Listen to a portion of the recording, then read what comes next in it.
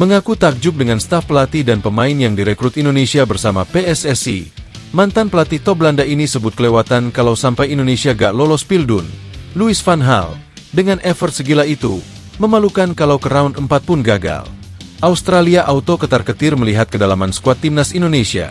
Apalagi skuad mereka kian dihantui badai cedera. Tony Popovic, wah buset deh. Siapa lagi ini bang?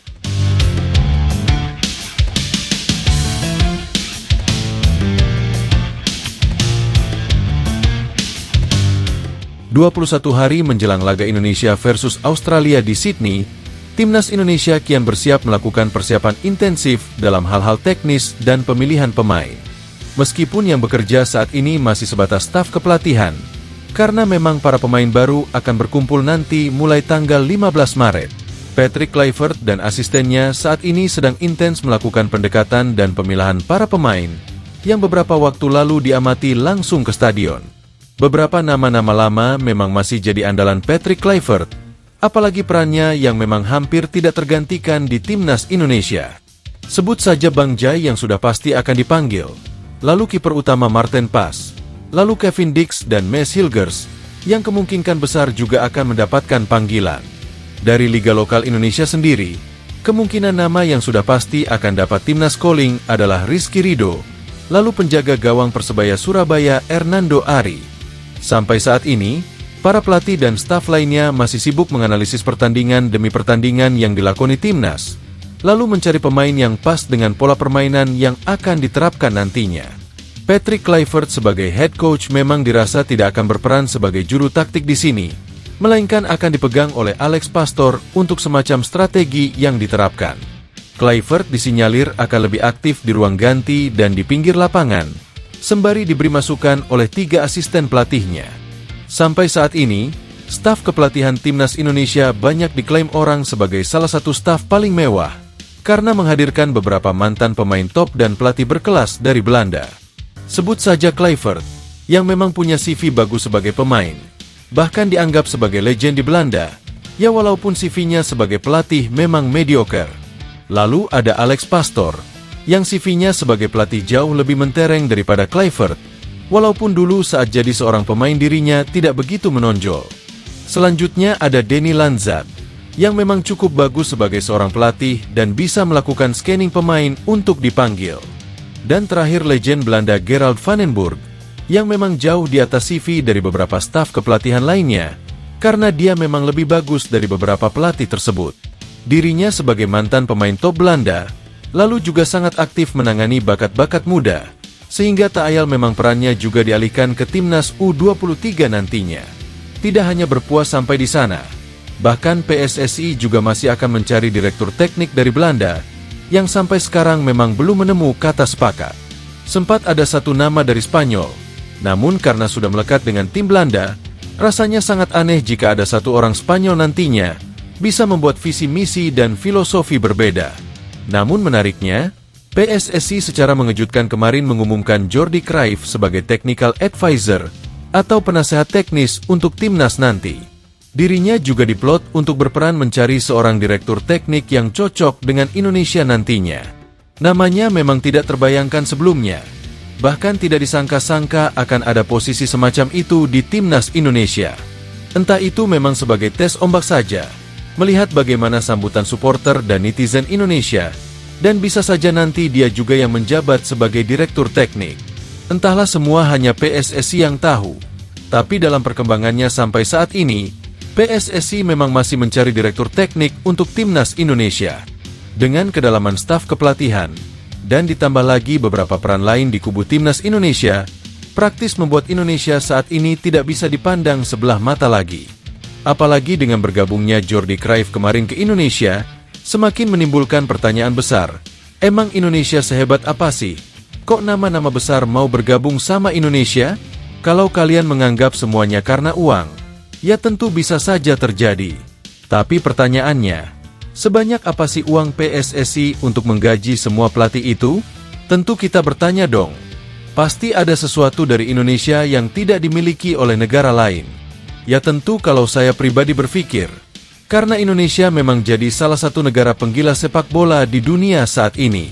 Bahkan dari 280 juta hampir penduduk Indonesia di 2025, 80% dari itu adalah pencinta bola.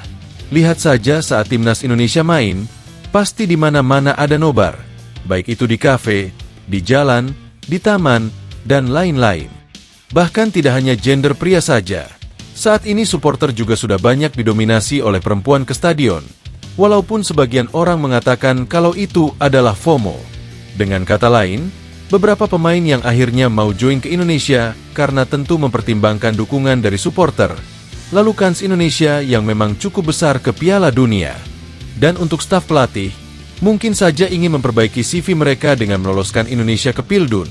Dan kalau soal uang ya tentu kita tidak bisa pungkiri, manusia mana sih yang mau kerja gak digaji? Dengan kedalaman skuad timnas Indonesia saat ini, ditambah dengan mewahnya staf kepelatihan yang ada, hal itu membuat mantan pelatih Belanda Louis van Gaal sedikit komentar. Memang kemarin dirinya sempat diisukan akan mengisi pelatih timnas dan juga direktur teknik. Namun karena umurnya yang memang sudah uzur, hal itu nampaknya cukup riskan.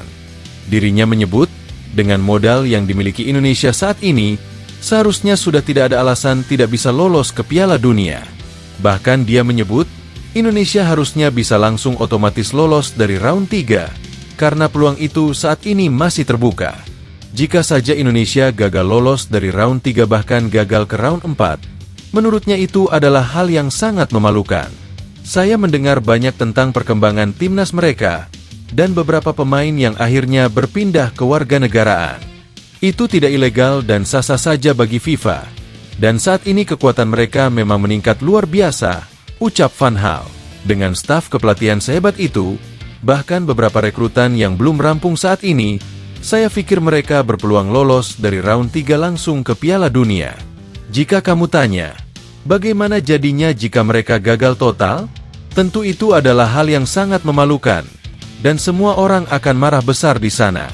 Bahkan jika saja tidak lolos langsung dari putaran ini, akan banyak orang yang sedikit kecewa.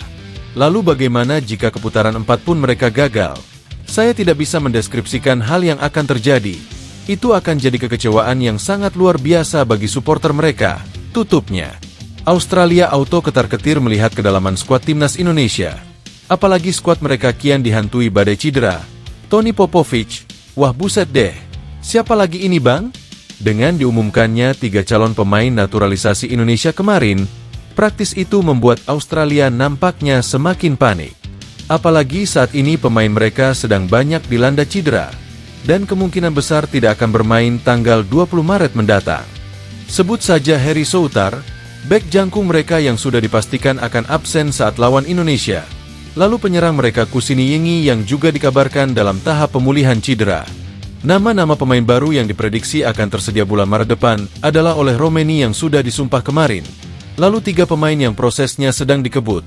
Sebut saja Emil Audero penjaga gawang, Dean James bek kiri, lalu Joey Plupesi gelandang tengah. Jika mereka bergabung tentu akan menambah kedalaman timnas Indonesia, dan bisa saja Indonesia mencuri 3 poin di Sydney, Australia. Hal itu nampaknya yang membuat pelatih Australia Tony Popovic mulai panik, dan berkata, wah buset, siapa lagi ini bang? Karena memang, pemain Indonesia selalu berbeda di setiap pertandingan babak kualifikasi, karena setiap bulan selalu ada pemain yang join. Dan menariknya, saat ini badai cedera di Australia semakin mengkhawatirkan, dan membuat Tony Popovic harus putar otak 100 keliling. Wah gimana pendapat kalian guys? Optimis gak Indonesia bisa curi minimal 1 poin bulan depan di Sydney? Atau bahkan langsung 3 poin? Jangan lupa tinggalkan komentar kalian di bawah.